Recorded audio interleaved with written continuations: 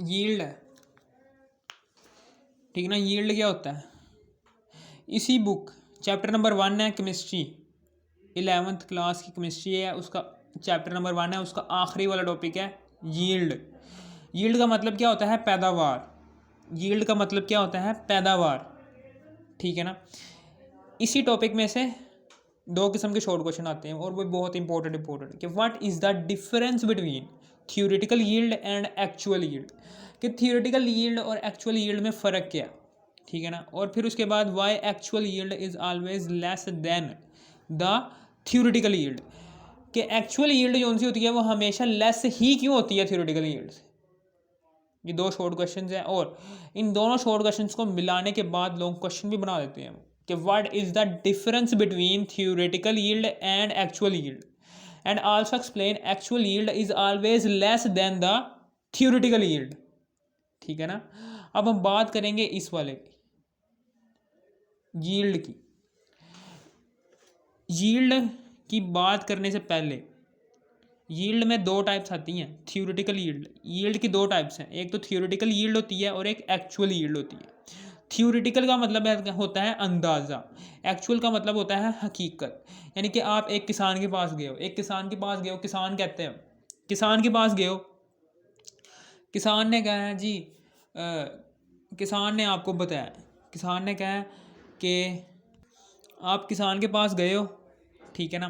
किसान कहता है कि ना इस दफ़ा ना गंदम आएगी जी 500 केजी, इस महीने 500 केजी गंदम आपको मिलेगी, ठीक है ना।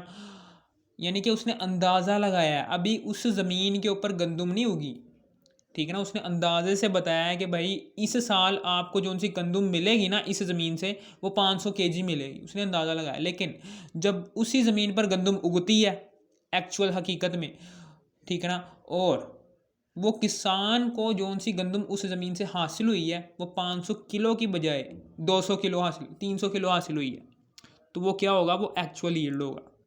थियोरेटिकल यील्ड जो कि हम उसने अंदाज़ा लगाया, और एक्चुअल यील्ड जो उसने हकीकत में हासिल किया, ठीक है ना। थियोरेटिकल अंदाजे से और एक्चुअल हकीकत में उसने जो सी चीज़ हासिल की है उसे। अब हम क्या करते हैं, अब हम नाइट्रोजन जो सी होती है वो हाइड्रोजन के साथ केमिकल रिएक्शन होता है। फॉर एग्जांपल नाइट्रोजन के 100 ग्राम हाइड्रोजन के 100 ग्राम के साथ रिएक्ट करते हैं और अमोनिया के 200 ग्राम बनते हैं, ठीक है ना। अमोनिया के 200 ग्राम बनते हैं। ये अंदाज़ा लगाया कि एक इंसान है, एक इंसान कहता है जी, एक इंसान आया, एक इंसान ने फैक्ट्री के अंदर अमोनिया तैयार करना है, उसने ना कहा है जी नाइट्रोजन और हाइड्रोजन के 100 ग्राम लो, ठीक है ना। और उसने अंदाजे से बताया है कि अमोनिया जो सा है वो बनेगा जी 200 ग्राम। कितना बनेगा, 200 ग्राम बनेगा, 200 ग्राम बनेगा। अमोनिया जो सा बनेगा वो 200 ग्राम बनेगा। ये उसने अंदाज़ा लगाया, अभी बना नहीं है, ठीक है ना। लेकिन जब असल हकीकत में नाइट्रोजन जब हाइड्रोजन के साथ केमिकल रिएक्शन करती है तो जो सी अमोनिया बनती है, अमोनिया की कितनी मिकदार बनती है, 200 की बजाय अमोनिया की मिकदार बनती है जी 150 ग्राम, ठीक है ना। ये होगा theoretical yield T Y, theoretical yield, और ये होगा एक्चुअल यील्ड, ठीक है। एक्चुअल यील्ड ये होता है कि जो केमिकल रिएक्शन के बाद जो सी प्रोडक्ट हमें हासिल होती है ना वो होती है एक्चुअल यील्ड। और अभी रिएक्शन नहीं हुआ नाइट्रोजन और हाइड्रोजन का, पहले ही अंदाज़ा लगाने लग पड़े हैं कि वर्कर्स के भाई इतने इतने ग्राम्स से अमोनिया की कितने ग्राम मिकदार हासिल होगी, 200 ग्राम, ठीक है ना।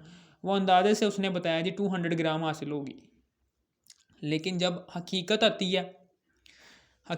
है केमिकल रिएक्शन होता है और अमोनिया की प्रोडक्ट बनती है और वर्कर्स को हासिल होती है रिएक्शन के बाद जो सी प्रोडक्ट अमोनिया की बनी है वो 150 ग्राम हासिल होती है। ये है एक्चुअल यील्ड, जो कि रिएक्शन के बाद प्रोडक्ट की मिकदार फैक्ट्री वर्कर्स को हासिल हुई है, और रिएक्शन से पहले जो वो अंदाज़ा लगा रहे थे उस प्रोडक्ट की मिकदार के बारे में वो होगी थियोरेटिकल यील्ड, कैलकुलेशन से कैलकुलेशंस के थ्रू। For example calculation mole mass relationship, mass mole mass mass relationship, mole mass relationship, mole mole relationship, stoichiometrical calculation से जो सा वो अंदाज़ा लगा रहे थे ये प्रोडक्ट का, वो ये हो। अब हम आगे बात करते हैं the amount of product which is obtained in a the amount of product which is obtained from a chemical reaction, यानी केमिकल रिएक्शन के बाद जो सी प्रोडक्ट हमें हासिल हुई है। The amount of product which is obtained in a chemical reaction, एक chemical reaction के बाद जो सी प्रोडक्ट आपको हासिल हुई है वो होगी यील्ड। ठीक है ना, कौन सी वाली यील्ड जो कि केमिकल रिएक्शन के बाद आपको हासिल हुई है वो होगी एक्चुअल यील्ड। ठीक है ना, टाइप्स हैं इसकी, यील्ड की टाइप्स हैं एक्चुअल यील्ड और थ्योरेटिकल यील्ड। इन दोनों के दरमियान फ़र्क, दो फ़र्क लिखे हुए हैं कि the amount of product which is obtain after a chemical reaction, यानी कि केमिकल रिएक्शन के बाद जो सी प्रोडक्ट आपको हासिल होगी, फैक्ट्री वर्कर्स को जो सी प्रोडक्ट हासिल होगी वो होगी एक्चुअल यील्ड, मैं बात कर चुका हूँ। इसी तरीके से the amount of product which is obtained by calculation from balanced chemical equation, यानी कि बैलेंस्ड केमिकल इक्वेशन से मैथ दिया हुआ है तो प्रोडक्ट के मैथ से हमने रिएक्टेंट के मैसेज से हमने प्रोडक्ट के मोल फाइंड आउट करने हैं, तो मैस मोल रिलेशनशिप लगाएंगे। सबसे पहले तो इसके मोल्स फाइंड कर, रिएक्टेंट के मोल्स फाइंड करने के बाद रिएक्टेंट के मोल्स फाइंड करेंगे, रिएक्टेंट के मोल्स फाइंड करेंगे। ठीक है ना, और फिर उन मोल्स से ये रिएक्टेंट के मोल्स फाइंड कर लेंगे। ठीक है ना, मोल मोल रिलेशनशिप स्टिचियोमेट्रिकल कैलकुलेशन के जरिए, यानी कि the amount of product which is obtained by calculation, जो कैलकुलेशन से आपको अमाउंट हासिल हुई है। ठीक है ना, अमाउंट हासिल हुई है उसको हम कहेंगे वो क्या है, बैलेंस्ड केमिकल इक्वेशन में आपको रिएक्टेंट के मैसेज दिए हैं, रिएक्टेंट के मैसेज से जो उनसे प्रोडक्ट के मोल्स फाइंड आउट किए हैं। ठीक है ना, वो कैलकुलेशन स्टिचियोमेट्रिकल कैलकुलेशन से जो उनसे आपकी प्रोडक्ट की मिकदार आई है वो होगी आपकी थ्योरेटिकल यील्ड। ठीक है ना, the amount of product which is obtained by calculation from balanced chemical equation. अब आगे है जी actual yield is always less than the theoretical yield. जो सी एक्चुअल यील्ड होती है वो थ्योरेटिकल यील्ड से हमेशा लेस ही होगी। यानी कि फॉर एग्जांपल अगर आपको नंबर आते हैं, आप कहते हैं जी मेरे नंबर आएंगे 1000, 1100 में से 1000 नंबर आते हैं। ठीक है ना, 1100 में से 1000 नंबर आते हैं, 1100 में से 1000 नंबर आते हैं एक बंदा। ठीक है ना, लेकिन वही बच्चा उसका रिज़ल्ट आता है तो उसका रिज़ल्ट जो उनसा होता है वो हमेशा उससे कम ही आता है। ठीक है ना, 1000 से 800 बन जाते हैं, यानी कि 800 नंबर आ गए, उसने अंदाज़ा लगा मेरे 1000 नंबर आएंगे, मेरी इतनी तैयारी, लेकिन उसके 800 आ गए हैं। ये थ्योरेटिकल यील्ड जो सी थी, जो उनसा उसका अंदाज़ा था वो हमेशा ज़्यादा होता है। एक्चुअल यील्ड जो सी हासिल हुई है वो हमेशा कम ही होती है। ठीक है ना, अंदाज़ा आदमी हमेशा ज़्यादा ही लगाता है। ठीक है ना, समझ आ गई आपको, हमेशा अंदाज़ा ज़्यादा ही लगाता है। मिसाल के तौर पर किसान ने अंदाज़ा लगाया जी गंदम 500 किलो आएगी, उसने अंदाज़ा से ज़्यादा लगाया, लेकिन आई उसकी कितनी थ्योरेटिकल यील्ड से कम आई। बेशक 3-4 किलो का भी कमी आ जाए, लेकिन कम तो आई ना। हमेशा एक्चुअल यील्ड जो उनसे होती है वो लेस होती है थ्योरेटिकल यील्ड से। ठीक है ना, theoretical yield is always greater than the actual yield. जो सी थ्योरेटिकल यील्ड होती है वो हमेशा जो सी होती है वो एक्चुअल यील्ड से कम होती है। वही बात है कि actual yield is always less than the theoretical yield, और theoretical yield is always less than the greater than the actual yield. ठीक है,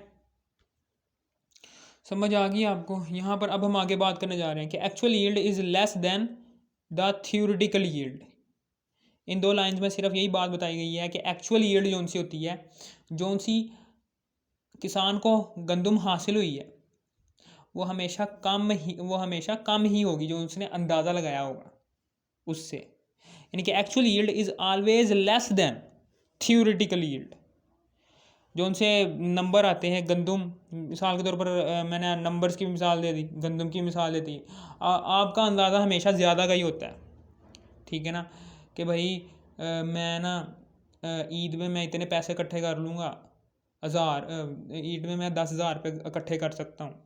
इसके घर जाऊँगा, वहाँ से पकड़ूँगा पैसे, वहाँ से पकड़ूँगा, उसके घर जाऊँगा, वहाँ से पकड़ूँगा पैसे, यहाँ से लेकिन 10,000 की बजाय मिलते कितने आपको? 1000 रुपये।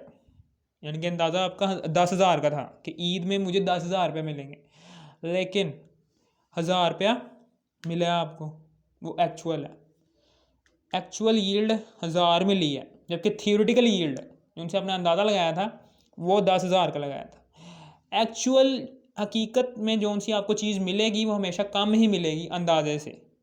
अंदाज़ा तो हमेशा आप ज़्यादा ही लगाते रहोगे। इंसान का ये दिमाग में है कि हमेशा मुझसे मुझे चीज़ ज़्यादा मिले, मुझे ज़्यादा पैसे मिले, हमेशा उसका अंदाज़ा ज़्यादा का ही होता है कि मैं ज़्यादा पैसे कैसे कमाऊँ, मैं ज़्यादा गेन कैसे करूँ। इसी तरीके से उसकी सोच भी ज़्यादा पर ही मुश्तमिल होती है।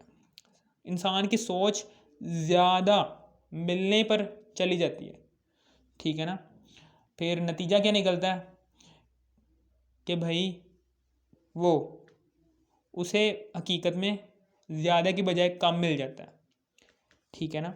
सोच हमेशा इंसान की ज़्यादा गेन करने की होती है, ठीक है ना। Following are some reasons in which we prove that actual yield is always less than theoretical yield. जो उनकी एक्चुअल यील्ड होती है वो हमेशा थियोरेटिकल यील्ड से कम ही क्यों होती है? ये भी एक शॉर्ट क्वेश्चन आता है, बहुत इंपॉर्टेंट।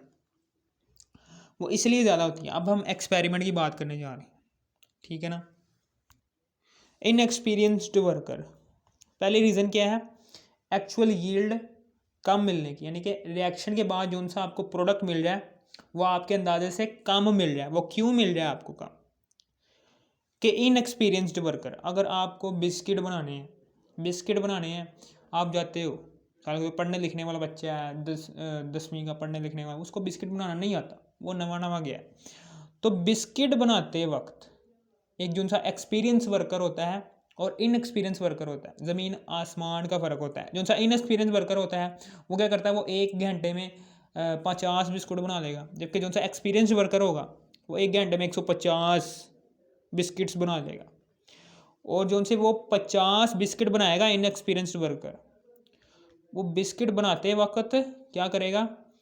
जो सा उसका मटेरियल होगा बिस्किट बनाने वाला, वो ज़मीन पर फेंकी जाएगा, यानी कि ज़ाया करी जाएगा, जिसकी वजह से टाइम का भी ज़्यादा होता है, ठीक है ना। यानी कि 1 घंटे में उसे 150 बना लेने चाहिए थे, लेकिन 50 बनाए, ठीक है ना।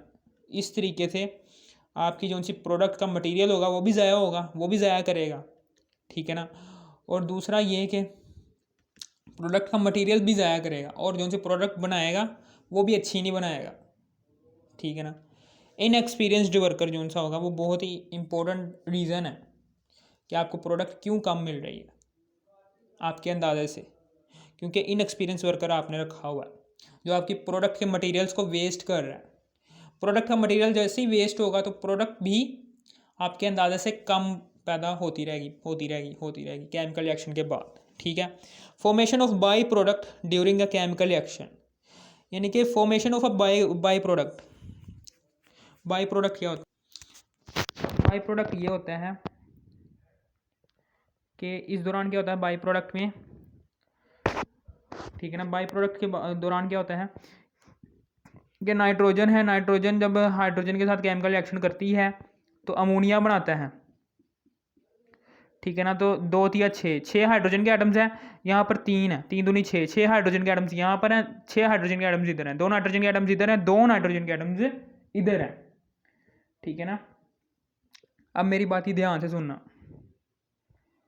कि formation of by product during a chemical reaction, ये क्या है? ये एक साइड रिएक्शन है, ठीक है ना। आपने रिएक्शन ये वाला करवाना था, तो क्या हुआ कि जो सा नाइट्रोजन है ये हाइड्रोजन के मिलने के बजाय ऑक्सीजन के साथ मिल गई और बन गया हमारे पास NO2, यानी कि आपकी प्रोडक्ट अमोनिया बननी चाहिए थी, लेकिन साइड रिएक्शन अकर हुआ, नाइट्रोजन ने ऑक्सीजन के साथ केमिकल रिएक्शन कर लिया हाइड्रोजन की बजाय, तो साइड रिएक्शन की वजह से जो सी आपके पास प्रोडक्ट आई वो अमोनिया की बजाय नाइट्रोजन डाइऑक्साइड बनना शुरू हो, यानी कि आपने रिएक्शन चलाकर चले गए, ठीक है ना। रिएक्शन चलाकर चले गए नाइट्रोजन का हाइड्रोजन के साथ, लेकिन कुछ थोड़ी बहुत, ठीक है ना, आपने सिस्टम बंद नहीं किया होगा, सिस्टम क्लोज, सिस्टम आपने सिस्टम बंद नहीं किया होगा तो फिर क्या होगी, तो ये जो सी ऑक्सीजन वो सिस्टम में एंटर हो गई, ठीक है ना। नाइट्रोजन ने हाइड्रोजन के साथ रिएक्शन करना था, नाइट्रोजन ने कर लिया ऑक्सीजन के साथ रिएक्ट, ठीक है ना, और एक साइड रिएक्शन हो गया। साइड रिएक्शन का मतलब क्या है कि ऐसा रिएक्शन जो आपके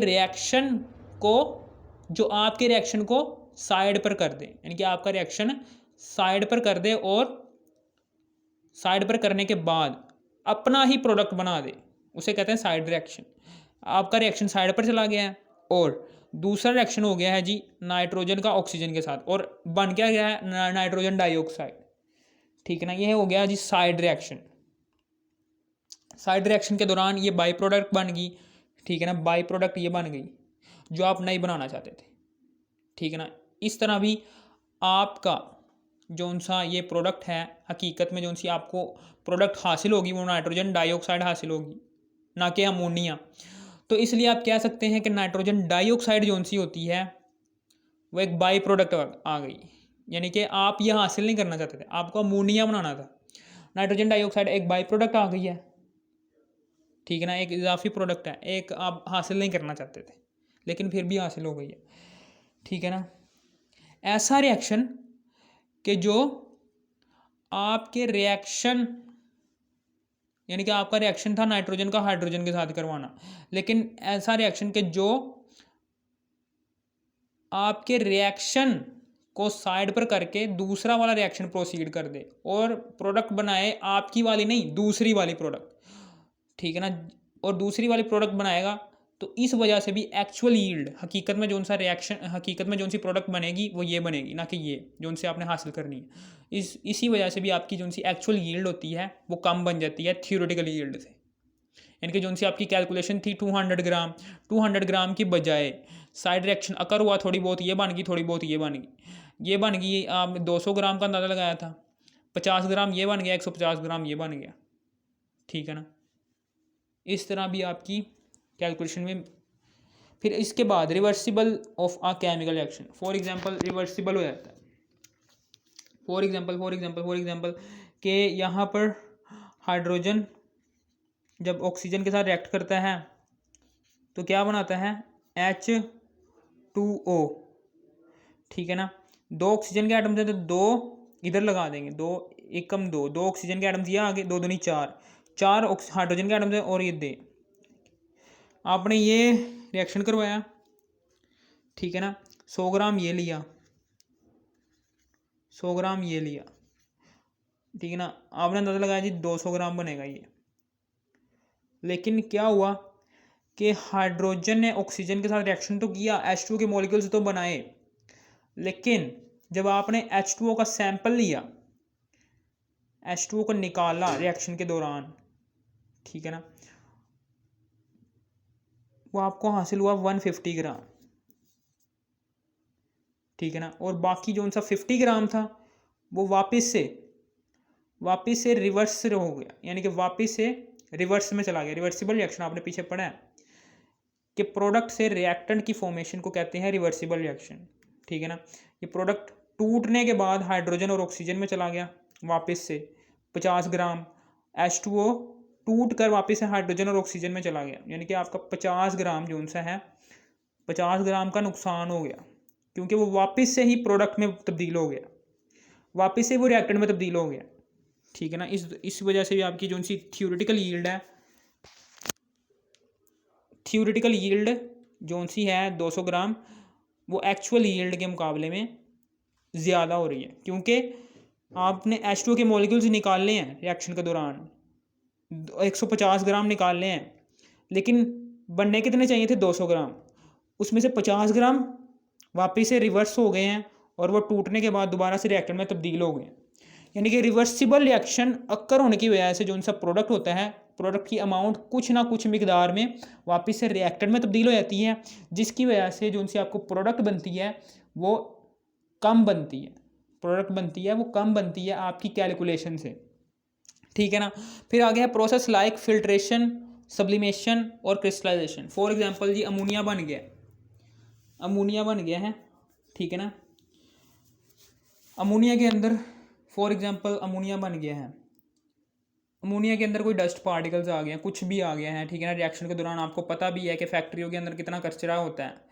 प्रोडक्ट जब बन जाती है ना फैक्ट्रियों के अंदर, हमेशा याद रखना कि फैक्ट्रियों के अंदर जो सी प्रोडक्ट बनती है, प्रोडक्ट के बाद उसकी सफाई करने के लिए भी चीज़ें रखी होती हैं। फॉर एग्जांपल आपने घर में रिएक्शन किया ये वाला अमोनिया, अब आप अमोनिया को फिल्टर करना चाहते हैं, लिक्विड अमोनिया को फिल्टर करना चाहते हैं, ये लो जी फिल्टर कर लिया, फिल्टर पेपर फंसाया, ठीक है ना, यहाँ से अमोनिया लिक्विड फॉर्म में डाला और यहाँ पर नीचे लिक्विड फॉर्म में आ गया, ठीक है ना। आपको हासिल कितना हुआ था 150 ग्राम। अब इसमें से 10 ग्राम तो यहाँ पर चिपक जाएगा, ये फिल्टर पेपर 10 ग्राम अमोनिया को अपने अंदर सोख लेगा, इसमें से 140 ग्राम जो सा था वो नीचे गिरेगा। इस वजह से भी आपकी एक्चुअल यील्ड जो सी होगी वो कम हो जाएगी। यानी कि थोड़ा बहुत फिल्ट्रेशन के दौरान, क्रिस्टलाइजेशन के दौरान, सब्लिमेशन के दौरान, ठीक है ना, इन प्रोसेसेस के दौरान क्या होता है कि जो सी आपकी प्रोडक्ट होती है वो, ठीक है ना, वो इन प्रोसेसेस के दौरान जो से यूज़ होने वाले इंस्ट्रूमेंट्स होते हैं उनके साथ चिपक जाती है। जैसे वो चिपक जाती है तो जो सी आपको प्रोडक्ट दूसरे वाले बीकर में मिलती है वो कम मिलती है, वो कम मिलती है, ठीक है ना। और आपने कैलकुलेशन लगाई होती है जी मुझे 200 ग्राम मिलेगा अमोनिया, लेकिन आपको मिलता कितना 140 ग्राम मिलता है, ठीक है ना। इसी वजह से भी आपका जो सा एक्चुअल यील्ड है वो थियोरेटिकल यील्ड से कम बनता है, ठीक है ना। एक्चुअल यील्ड जो सा है वो थियोरेटिकल यील्ड से कम बनता है। अगर आपको इस वीडियो की समझ आ गई हो तो इस वीडियो को कर दो लाइक और subscribe. Thanks for watching me. और हाँ, एक और बात मैं समझाना था कि परसेंटेज यील्ड क्या होती है, ठीक है ना। परसेंटेज यील्ड क्या होती है वो भी बात करना हूँ। परसेंटेज यील्ड कि परसेंटेज यील्ड का ये फार्मूला होता है is equal to actual yield ऊपर, थियोरेटिकल यील्ड नीचे। हमेशा याद रखना कि परसेंटेज जब भी आप किसी चीज़ की फाइंड करोगे ना तो छोटे वाले नंबर को, जो सा छोटा वाला नंबर है वो हमेशा ऊपर रखते हैं। परसेंटेज मालूम करने के लिए हमेशा छोटा वाला नंबर ऊपर रखते हैं, बड़ा वाला नंबर नीचे रखते हैं और उसको मल्टीप्लाई कर देते हैं 100 के साथ, ठीक है ना। इस वजह से परसेंटेज यील्ड आ जाती है। परसेंटेज किसी भी चीज़ की फाइंड करनी है तो छोटा वाला नंबर ऊपर, बड़ा वाला नंबर नीचे, उसको मल्टीप्लाई कर देंगे 100 के साथ, आपके पास परसेंटेज आ जाएगी उस चीज़ की जिस चीज़ की आपको मालूम करनी है। अब यहाँ पर छोटा वाला नंबर किसका है, एक्चुअल यील्ड का, कि थियोरेटिकल जोन से आपने निकाली थी कैलकुलेशन से, सिट्रीचियोमेट्रिकल कैलकुलेशन से जोन से आपने अमाउंट निकाली थी वो ज़्यादा निकाली थी, इसलिए वो बड़ा वाला नंबर था। बड़ा वाला नंबर हमेशा ऊपर आएगा, ठीक है ना। और छोटा वाला नंबर जो सा एक्चुअल यील्ड था, जो सा आपको केमिकल रिएक्शन के बाद प्रोडक्ट की मिकदार आपको हासिल हुई है, केमिकल रिएक्शन के बाद जो सी आपको प्रोडक्ट की मिकदार हासिल हुई है ना वो इतनी हासिल हुई है 150 ग्राम, जो कि छोटा नंबर है। छोटा नंबर नीचे, बड़ा नंबर ऊपर, इसको मल्टीप्लाई कर दिया 100 के साथ, ये आ गया हमारे पास परसेंटेज यील्ड किसकी, अमोनिया की परसेंटेज यील्ड आ गई, ठीक है ना। ये जो सा है ये न्यूमेरिकल में इस्तेमाल होता है। इससे अगले वाला टॉपिक है, इससे अगले वाला न्यूमेरिकल है एग्जाम्पल, उसमें बहुत इंपॉर्टेंट एग्जाम्पल है, ठीक है ना, उसमें ये वाला इस्तेमाल हो रहा है। अगर आपको इस वीडियो की समझ आ गई, इस वीडियो को कर दो लाइक और सब्सक्राइब। Thanks for watching.